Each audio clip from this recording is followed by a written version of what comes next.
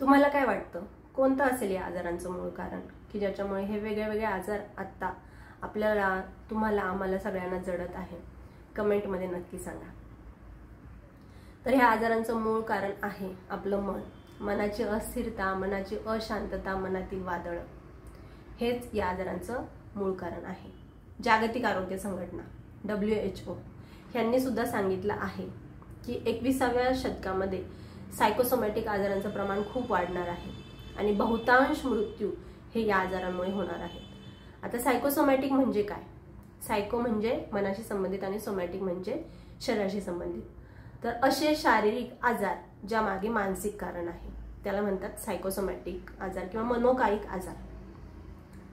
सोप्या भाषेत सांगायचं की सायकोसोमॅटिक आजार म्हणजे असे आजार की जे आपल्याला कोणत्याही व्हायरसमुळे किंवा इन्फेक्शनमुळे होत नाही, जे आपल्याला मनामुळे, मनाच्या अस्थिरतेमुळे, आजूबाजूला ज्या घटना घडत आहेत त्यांना आपण कोणत्या पद्धतीने प्रतिसाद देतो, आपले विचार, आपले आचार, आपली वागण्याची पद्धत, आपला स्वभाव, ह्याच्यामुळं ते आजार आपल्याला जडतात. तर असे कोणते आजार आहेत? मधुमेह, डायबिटीज, हाय BP, उच्च रक्तदाब, हृदयाचे वेगळे वेगळे आजार, पचनाशी संबंधित आजार, त्याच्यानंतर thyroid, migraine, IBS, irritable bowel syndrome, असे वेगवेगळे आजार, अस्थमा, हे सगळे सायकोसोमॅटिक आजार आहे जे आपल्या कोणत्याही व्हायरसमुळे होत नाही, तर आपल्या मनाच्या स्थितीमुळे ते आपल्याला होतात. आता आपण आपल्या आजूबाजूला लोक बघतो किंवा मी तुम्ही आपण सगळेजण, यांच्यामध्ये वेगवेगळ्या प्रकारचे, वेगवेगळ्या स्वभावाचे लोक आहेत. काही लोक खूप विचार करतात, विचार करून करून खूप ताण वाढवतात. किंवा काही लोक असे असतात म्हणजे भविष्याचा विचार करतात, माझ्या मुलांचं कसं होईल, माझं कसं होईल, हे झालं तर काय होईल, ते झालं तर काय होईल, असं म्हणजे न घडणाऱ्या गोष्टींचा विचार करत राहतात आणि त्याच्यामुळे असे असे वाईट परिणाम होतील आणि त्या परिणामामुळे अजून शारीरिक ताण, मानसिक ताण वाढवतात. काही लोक असे असतात जे ज्यांना परफेक्ट लागतं, कोणती गोष्ट परफेक्ट इकडं तिकडं झाली नाही पाहिजे, एकदम परफेक्ट, आणि मग त्यांना आजूबाजूची लोक चालत नाही, मीच करणार. आता हे स्वभाव वैशिष्ट्य आहे ह्याचे, म्हणजे ह्याच्यातले काही गुण आपण चांगले पण समजतो, पण त्याने आपल्या शरीरावरती कोणता परिणाम होतो ते मला सांगायचंय. काही लोक असतात सतत धावपळ करत राहतात, सतत धावपळ, हे झालं का ते झालं का ते एका जागी स्थिर नाही बसू शकत, सतत काही ना काही ते करत राहतात. काही लोक असे असतात जे आपल्या भावना व्यक्तच करत नाहीत, दाबून ठेवतात. हसायला आलं तर हसत नाही, रडू वाटलं तर रडत नाही, राग आला तर राग व्यक्त करत नाही, प्रेम वाटलं तर प्रेम व्यक्त करत नाही, काहीच व्यक्त करत नाही, सगळ्या भावना आपल्या मनामध्ये दाबून ठेवतात. अस्थमा हा देखील सायकोसोमॅटिक आजार आहे. त्याच्यानंतर आपल्या कुटुंबातले कलह असतात जे वर्षानुवर्षे चालू राहतात, त्याच्यामुळे देखील मानसिक ताण येतो. आणि काही काही नोकऱ्या अशा असतात की त्या पगार तर खूप देतात, पण जे वर्कर आहेत त्यांना इतक्या दबावाखाली ठेवलं असतं, पूर्णपणे स्ट्रेस खाली ते नोकरी करत असतात. मग ह्या सगळ्या गोष्टीमुळे आपला मानसिक ताण वाढतो आणि हा मानसिक ताण वाढत जातो, खूप काळ राहतो, तेव्हा तो शरीरावर परिणाम करतो. आपल्या शरीरातले इंद्रिय त्या शारीरिक ताणाखाली येतात. आता हा जो ताण आहे तो एका ठराविक मर्यादेपर्यंत चांगला असतो, की आता आपण अभ्यासाचा ताण घेतला की आपण अभ्यास करायला सुरुवात करतो, पण अभ्यासाचा अतिताण घेतला की त्याचे डायरेक्ट आजारी पडतो किंवा काहीतरी वेगळंच होऊन बसतं. म्हणजे ताण हा आहे तो एका ठराविक मर्यादेपर्यंत चांगला असतो, परंतु त्याच्यापेक्षा जास्त वाढता कामा नये. तसंच हा जर ताण वर्षानुवर्षे राहिला तर मग आपल्याला आपल्या शरीरातल्या इंद्रियांवर परिणाम व्हायला सुरुवात होते आणि आपल्या शरीरातली काही इंद्रिय जर कमकुवत असतील तर सगळ्यात आधी परिणाम त्या इंद्रियावरती होतो आणि तिथून आजाराची सुरुवात होते.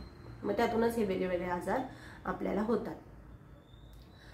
आता आपलं जे मन आहे ते असं आहे की आपल्या शरीराचे पूर्ण व्यवहार त्या मनावर अवलंबून असतात. जर मनाने ठरवलं तर आपल्या शरीरातली एक पेशी सुद्धा काम करू शकणार नाही.